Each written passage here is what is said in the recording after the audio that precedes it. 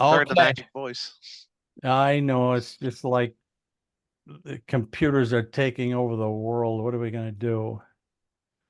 Um, one of my appointments was at Verizon, and you know, me and technology. I'm sorry, folks, as you're young folks. Me and technology don't get along very well. So one of the things you will do for me right away, because you will have two different functions going on simultaneously. Of course, the HSR application is Dr. Flynn's. Then the dissertation chair, committee chair, is just concerned with the composition of dissertation chapters. But then you will also have, and this varies, frankly, but you will have your what will ultimately be your second reader for your defense. But in the meantime, somebody that can function as your project mentor. And you remember we addressed that in 897. Your project mentor is somebody who you should pick, but then I will need to approve, kind of a thing, because then that person and me will be your committee at the end. But that person should be somebody who has the expertise that you think will be helpful in the conduct of your contents of your project. I think Sanette already had identified a rabbi, as I recall, Sanette, who could function as your project mentor, somebody that you think will be helpful to you when you begin to conduct your research. So you will submit your final draft proposal to me, and I may have actually a more recent. I have the copy I sent to Dr. Flynn. So if you're not convinced that you have a more recent copy than that, because I know a couple of you, I know that some people like to keep working after 897 and polishing their proposal. That's not necessary. I have the one I sent to Dr. Flynn. That's the one he sent, well, then back to me. Usually that comes to the chair. So we'll work together on that. I will then, my job is to convert it to chapter 1 of the dissertation. And so because I've already worked with your material, it's like it's not new to me. If you had a chair that's not an 897, you would have to start by explaining in detail why you put that there and what you meant by that, etc. I already know that. So frankly, for you and me, that makes it a much shorter process.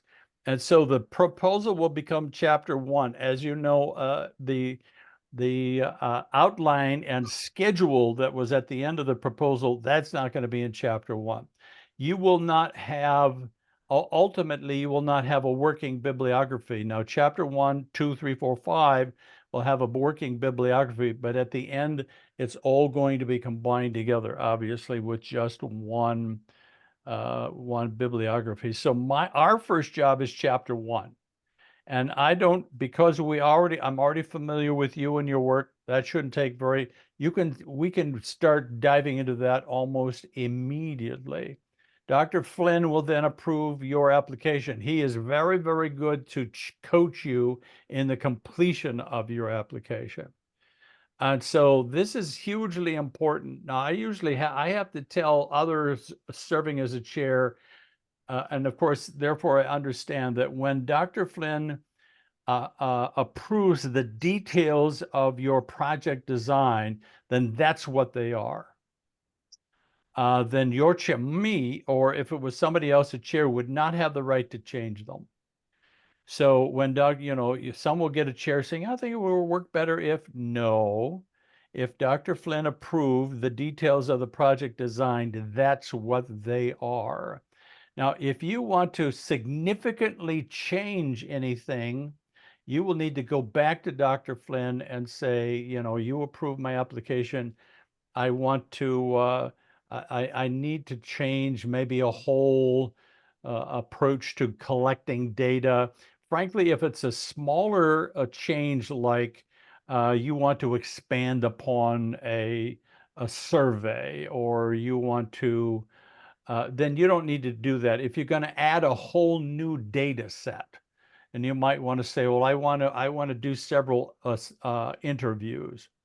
Then you will need to get back with Dr. Flynn, and it's not going to be a problem for him to approve it, but he's the guy who's in control of the details of your project design. As soon as you have that application approved, and there's a lot of details, so don't hesitate to communicate with Dr. Flynn. Don't wait till you're convinced you have a perfect application. Don't hesitate to send him what you have and let him coach you through to the end of the process. Then you will be able to launch your ministry project. Data collection, obviously, at first, the first issue usually in a project is gaining access to the people and the place you need to collect data in. They need to agree. And there's all those little forms where they're having to sign off indicating that their agreement to cooperate in your research. So I will approve chapter 1. We'll be fine. And as soon as I approve chapter 1, you can start writing chapter 2. And so you don't need an approved application from Dr. Flynn to begin to write chapter 2. I mean, you can go on as soon as I approve chapter 1, I say, yes, this is your final chapter 1. Then you can immediately begin composing chapter 2, which you remember is an expansion upon the summary of the literature section of your proposal. So that the composition of your chapters is kind of separate from the conduct of your research project.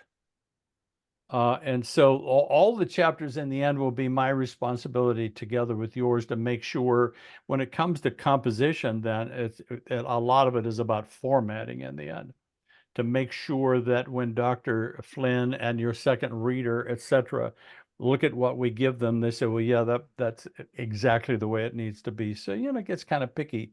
You're used to that as well from 897. So what's my role? My role is to oversee the writing of your dissertation chapters. It is not my role to oversee the conduct of your research project. It's not my role.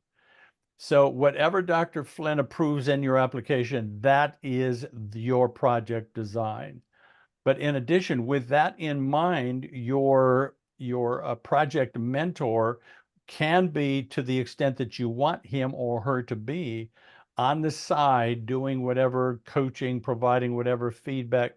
If you have a question about project design and you ask me that question, I will say, I'm not the one to ask. My job is overseeing the actual composition of your 5 dissertation chapters. In some cases, you may want to connect with an editor. As you know from 897, it is my experience that 897 students almost always are good at research and writing. If they run into a brick wall, it's that the formatting is just really not appropriate. And when that is true, I remember I had a conversation with Tylos about the fact that he is a full-time, boots on the ground pastor. Well, that's a huge job. I was a pastor for 21 years. That's labor intensive. That's, if you'll forgive me, Pastor, it can be emotionally draining. Some would call it a thankless job. Some days it is. But that's why I suggest to pastors, if you can find a smart person, a young person, probably a younger the better, who is computer savvy, engage them in editing. I'm working with a pastor who was actually an undergraduate student of mine at Denver Seminary. Believe it or not, I had to get special permission to work with him. I said, I'm not even going to communicate with me. You tell me who your editor is, and I'm going to communicate with your editor, because that's going to save us a lot of time. That's going to save us a lot of work.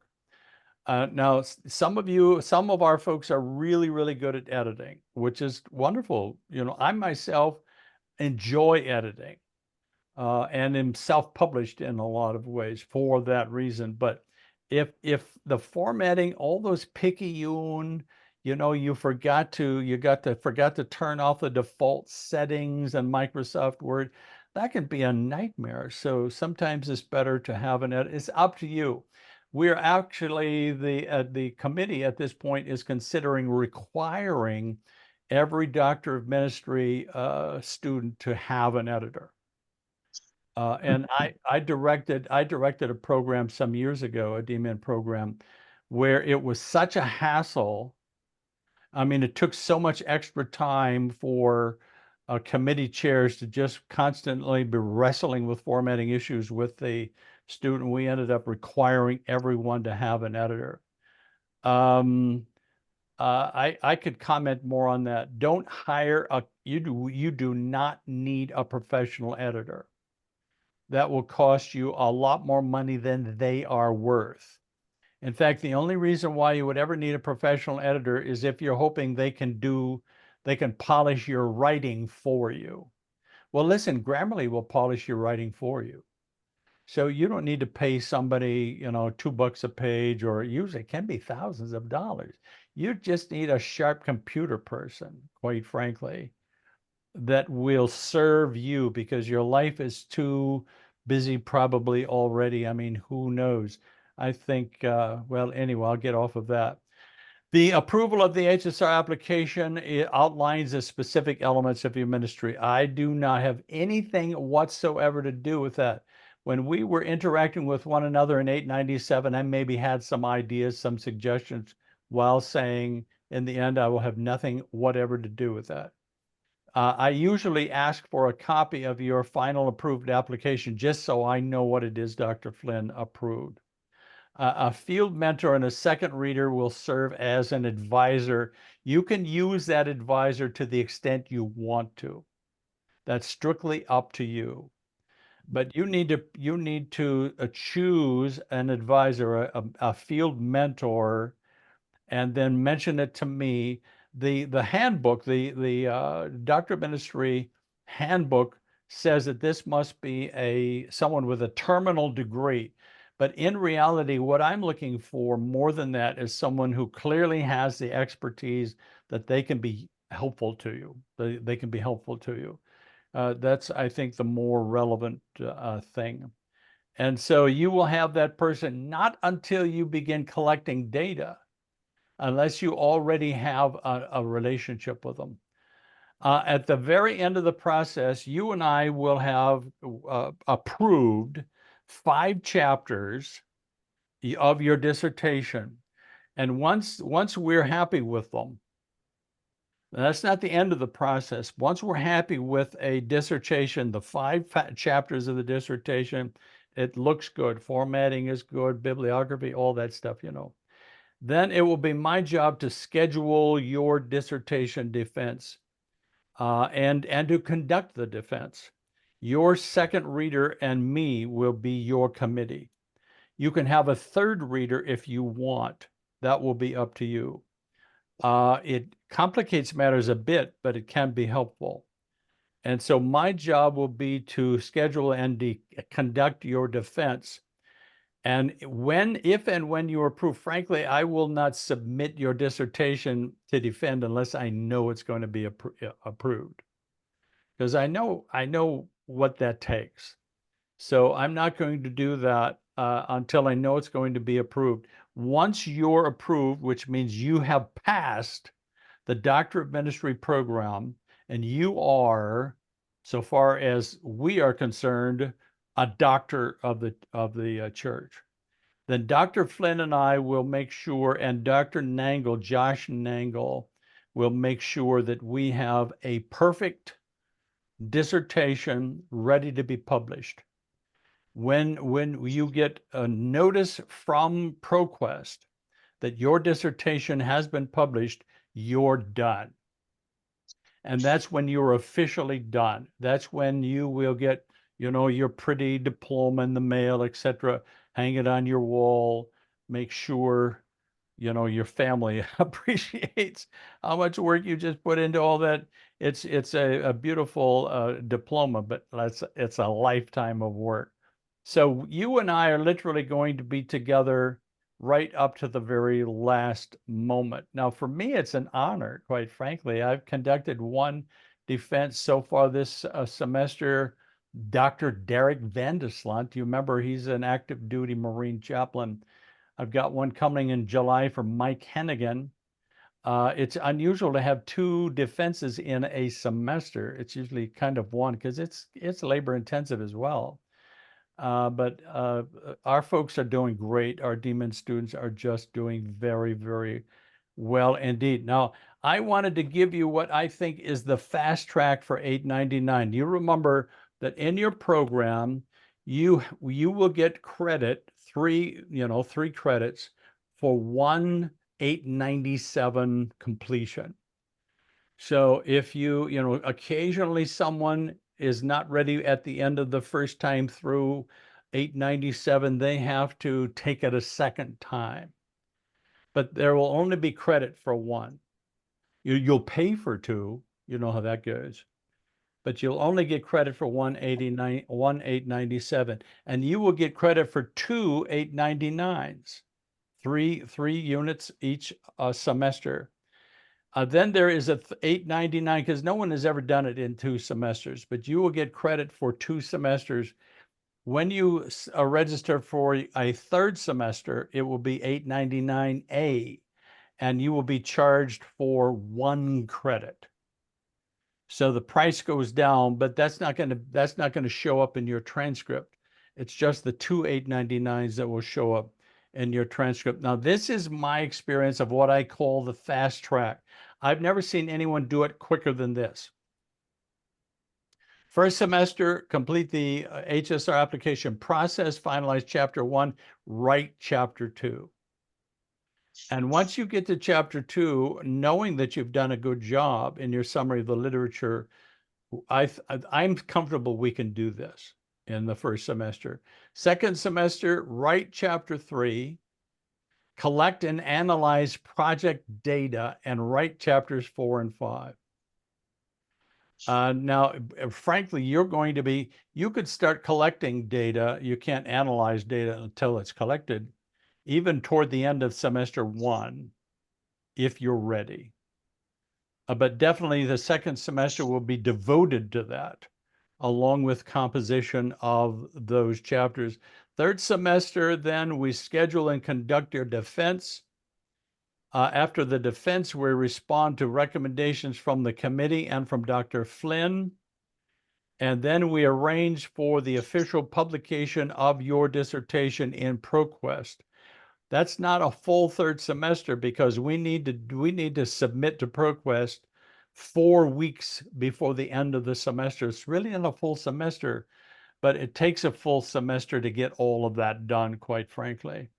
So the defense and publication is a semester all its own. Now, occasionally, like with Derek, he ran a little bit behind. He could have finished in the spring, but he had some dangling issues that we dealt with, so that he did his defense early in the summer and is done. I mean, he's done. Derek is done. So his defense, his dissertation has been published. And usually that's not until toward the end of the semester. It's because he leaked over a little bit, probably had to pay another 1 credit of tuition or whatever. But usually this is a doable. Now, it's not unusual. I have to tell you, and I just want to be realistic with you, most take 4 semesters. But if they do, it's because life has happened, vocation has happened, family has happened, another baby has been born, or whatever, that resulted in the need for more time. It's not uncommon for some doctoral students literally to take a sabbatical in order to do this. I don't think it's necessary, but you have to keep a really sharp focus on this process. Most take 4 semesters, but it can be done in 3. Mike Hennigan is doing it in 3, and he's traveling all over the world while he's doing it. I have no idea how he's doing it. Fortunately, he's young. He's only, what is Mike, 52 years old. I had him also as an undergraduate student. Just a kid, 52 years old. I don't know what to tell you. So he kept his nose to the grindstone, also engaged his executive assistant, which I think is perfectly fine. So in terms of the progress of our dissertation process, you remember that formal academic research and writing is required. That's a style issue. But I think you proved that in 897. I'm not worried about you at all. Remember that the formatting issues will kill you if they're not. And see, I'm not going to edit. So I will send, if necessary, I'll send it back and say, oops. You know, the formatting is all messed up. So give it another go. In 897, I would do a fair amount of editing. I won't do any editing for you. That's because it's expected that we would not. So the formatting issues are still the same as you're familiar with MS Word, Trabian 9th edition Grammarly. To be honest, I always run Grammarly. I always run every complete dissertation through Grammarly twice before I send it on to Dr. Flynn. I made the mistake only once of not doing that. He said I've made it through chapter 1 and there are a lot of issues. I said, I'm sorry, you know, Dr. Flynn's a friend of mine. This is the only time I've never run it through Grammarly before sending it on to you. So you will run your stuff through Grammarly, but listen, I will, when you have a completed dissertation, I will run it through Grammarly twice because I want to make sure I'm giving Dr. Flynn something that will make you shine like the stars in the heaven, you know. So your work is going to be fantastic. And again, that should be used, not us. An editor, if necessary. If your life is real busy, you just don't want to hassle with some of these picayune issues. You want to focus on research. And I know that can be a challenge. Again, my recommendation is you not hire a professional editor. I just don't think you need one because you don't need someone to rewrite your work. Your work is good.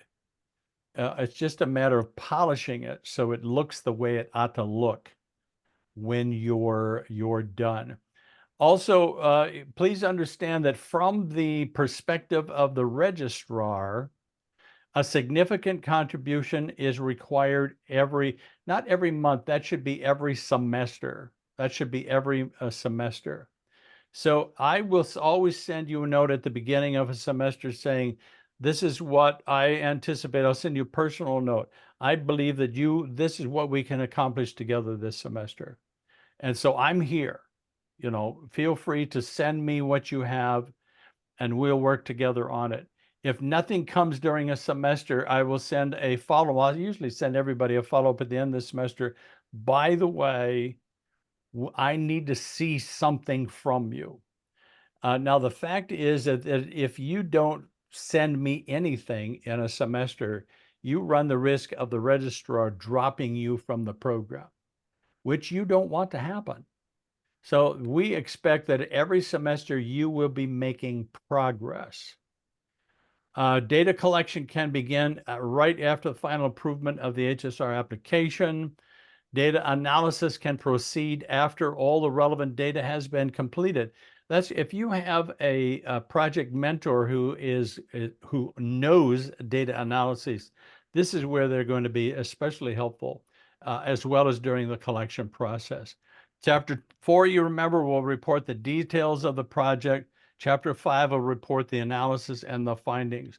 When you get ready to write those 2 chapters, I will communicate with you again and specify very specifically what the structure of those chapters has to be and what they will need to look like before you're done. I will basically not have anything to say about the data collected or analyzed because that's not under my umbrella. I'm concerned mostly or entirely with the composition of your chapters. We did this together, but real quickly, because I'm probably going to put this in a PDF form as well, send it to you 3. There are the computer software applications that assist with academic research, and they can be very, very helpful. Up until now, a lot of students are just used to, having a lot of various Microsoft Word files or whatever. And after a while, it gets so cumbersome, it becomes very, very difficult to work. If you have essentially these programs, for instance, where you're recording maybe notes from what you have been reading. They function like databases. So it makes it very easy to keep them organized and also to access what you put in it. Whereas if you're just putting everything in Microsoft Word documents, it really can get lost. So I think it makes it a lot easier. The qualitative data analysis is going to look for repeating themes in your qualitative data, whether it be from, if you're doing a class and you're doing a pre and a post test, or if you're doing a series of interviews or whatever it might be, you will put all that data into a software. You don't want to try to do this without a computer software application, frankly. And then it's going to look for repeated themes throughout, and then we'll compare and contrast them from one data set to another. That's what you're going to have to do, quite frankly. Let the computer do it for you. So the industry standard is NVivo for qualitative data. If you're doing quantitative data, that's basically statistical analysis. Unless you're fairly well trained in statistical analysis, and I've only ever had one DMIN student that was, you want a computer to do statistical analysis. So qualitative data is a analysis of words. Quantitative data is analysis of numbers.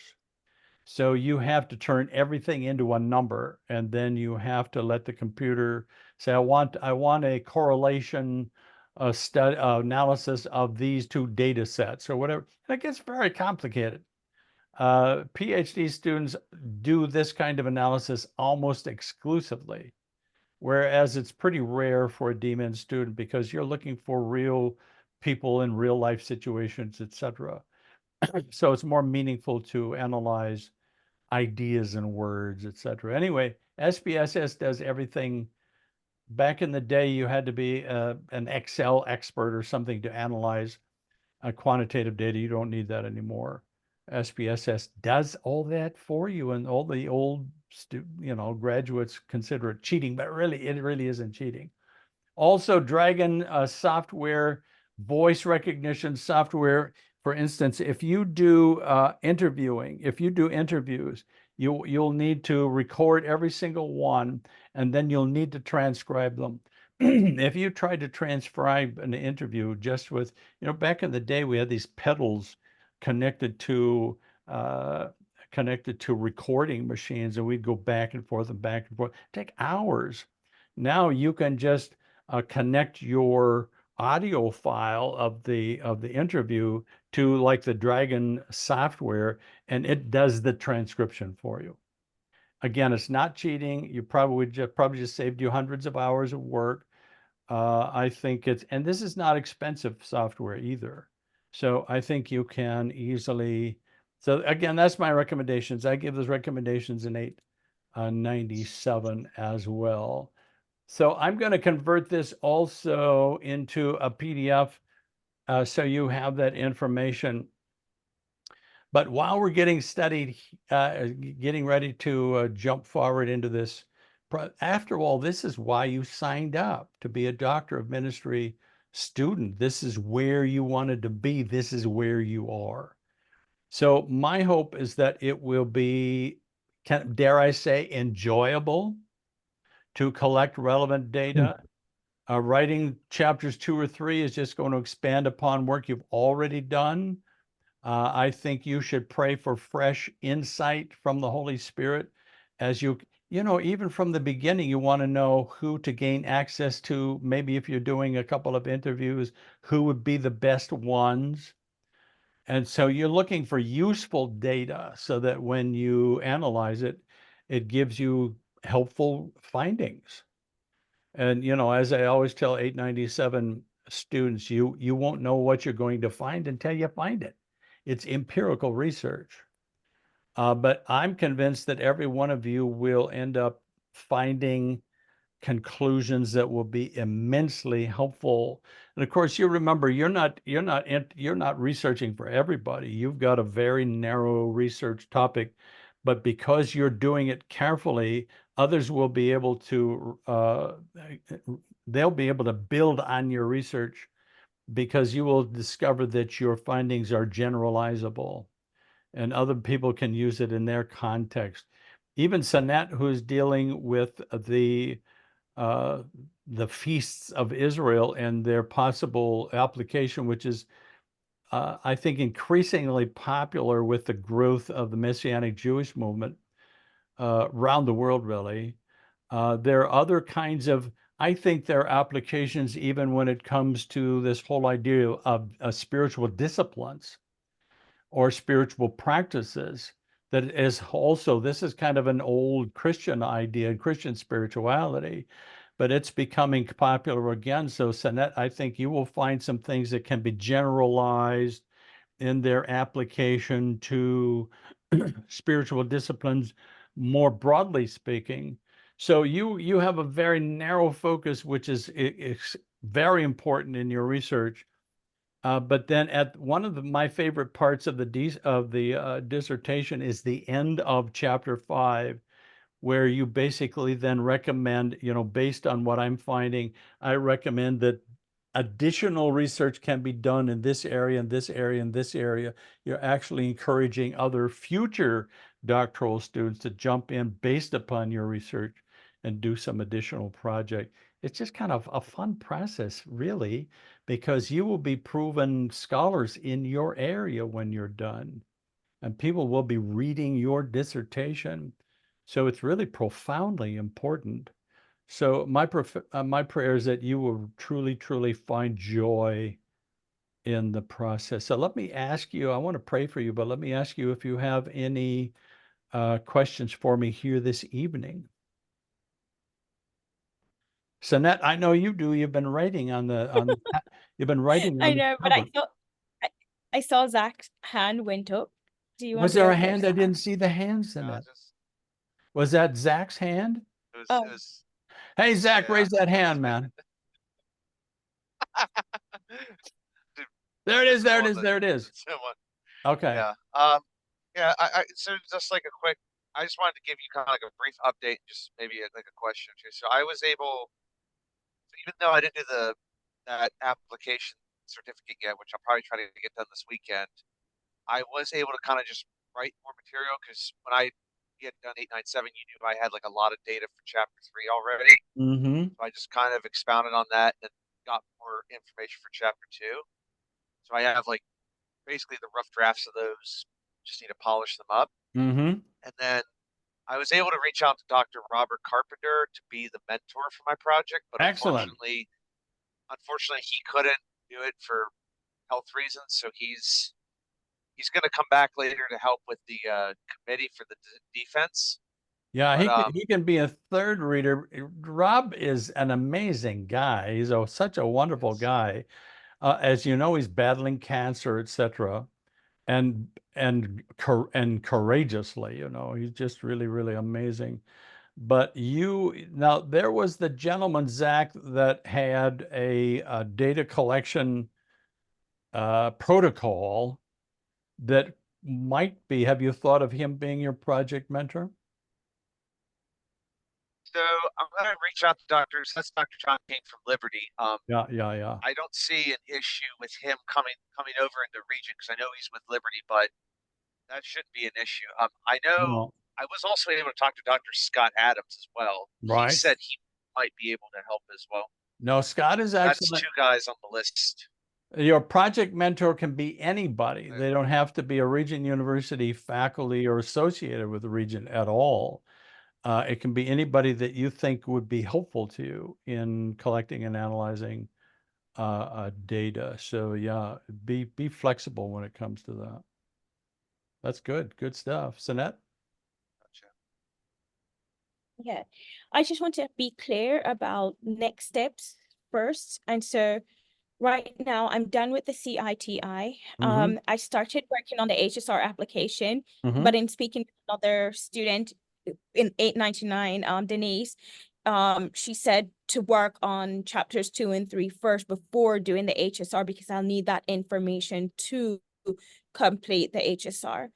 I would disagree with that. Okay. Because So my, chapters 2 and 3 are just expansions on what you've already done there, background research to show that you have a background-based basis for your project. The HSR application will only deal with the details of your project design, which are not addressed at all in chapters 2 and 3. okay. So then my next step is to focus on chapter 1, that's polishing up the proposal, basically, Send and it, the H. yeah, send it to me though, Sanette, because I kind of know what you've already done. I don't think that will take us more than a week or two, quite frankly. The HSR application takes longer than most students think it will take. So we'll communicate on, okay, this, and I might even send you, this is the document I sent to Dr. Flynn. Are you still happy with it? And don't spend a lot of time. I mean, your proposal is chapter 1. Then I will say, okay, then this is your official chapter 1, and I'll send it back to you. That shouldn't take hardly any time at all. But the HSR application, because all the details of project design will be there and approved, that will take longer. Okay.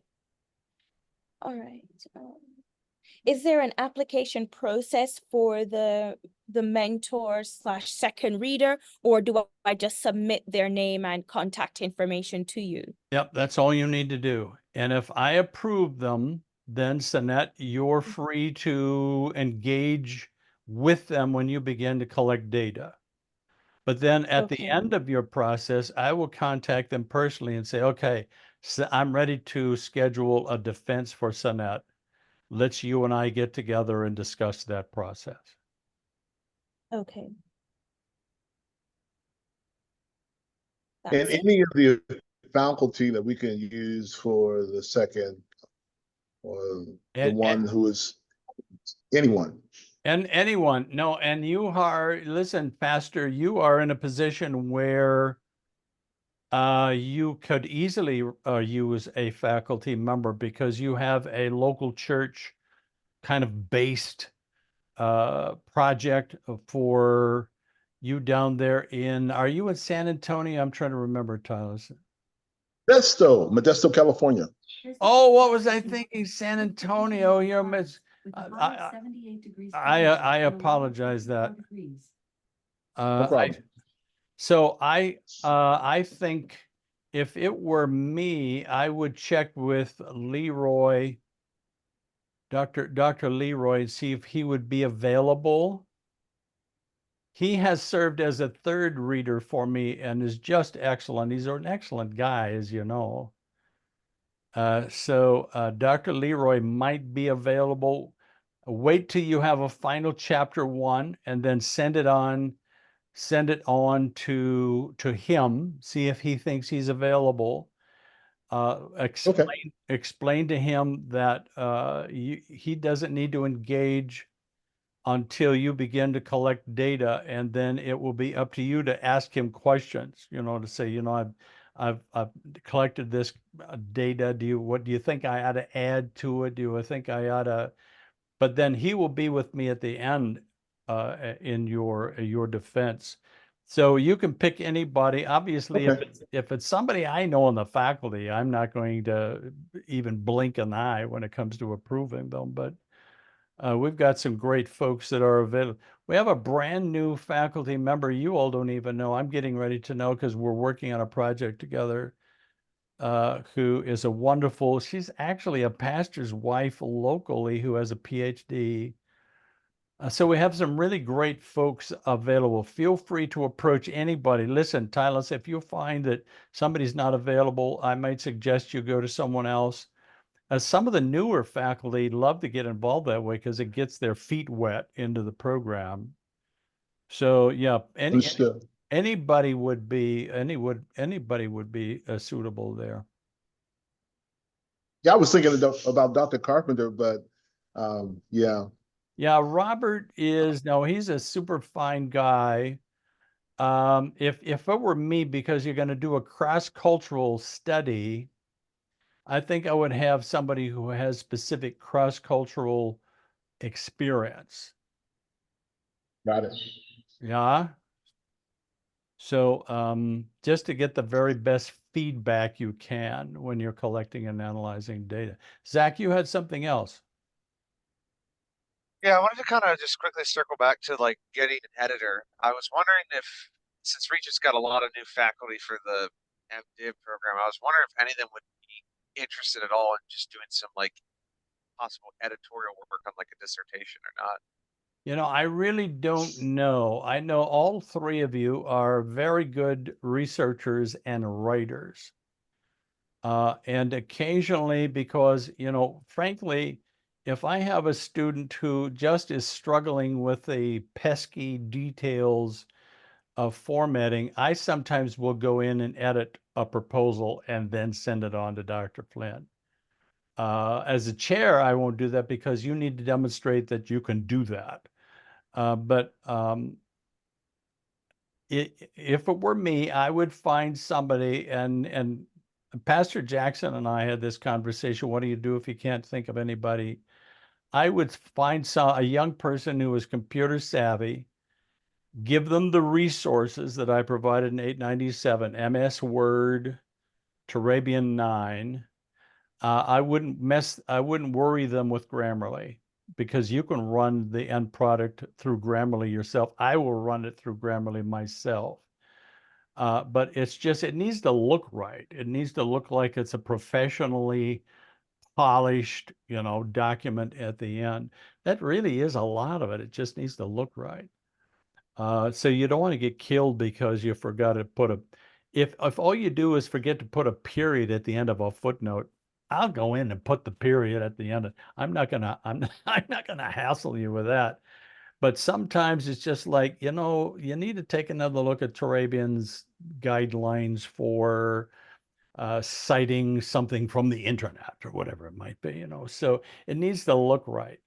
That's all there is. Formatting is just about a professional appearance at the end. And if you have a really sharp, I look for young people because they grew up with a computer. I did not.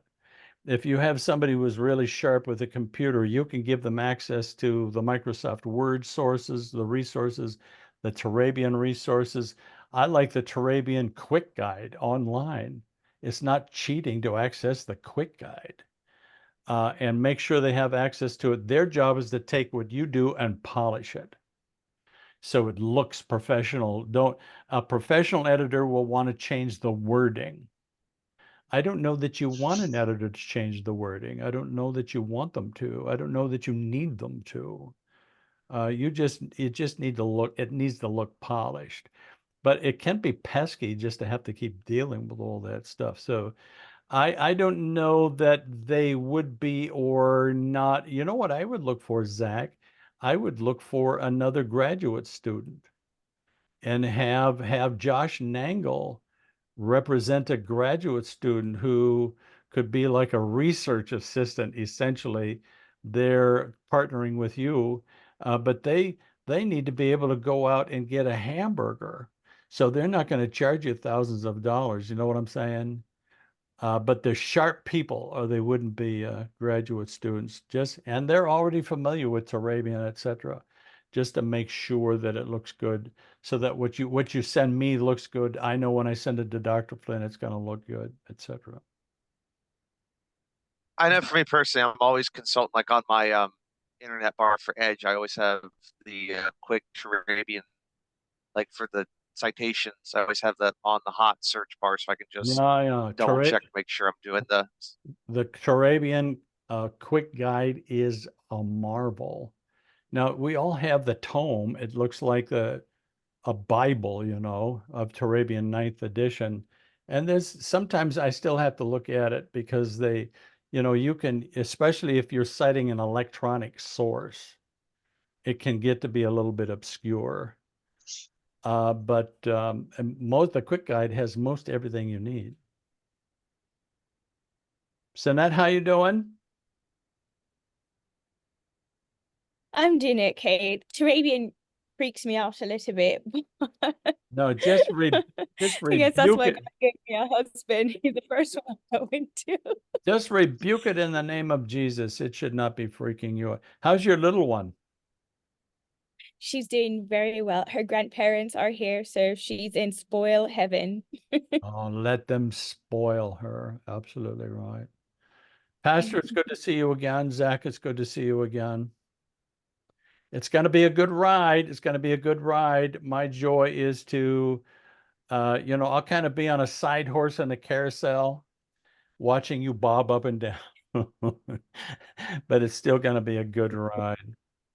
Well, let me pray for you before I let you go. Many thanks again for your great patience. I so much appreciate it. Shows your quality. So let me pray for you, and then I will let you go. Father, I thank you for these wonderful students that have a passionate desire to make a very profound impact and contribution to a specific ministry context. You're going to use them in a powerful way. So I thank you for Pastor Jackson. Thank you so much for Sanette, for Zach.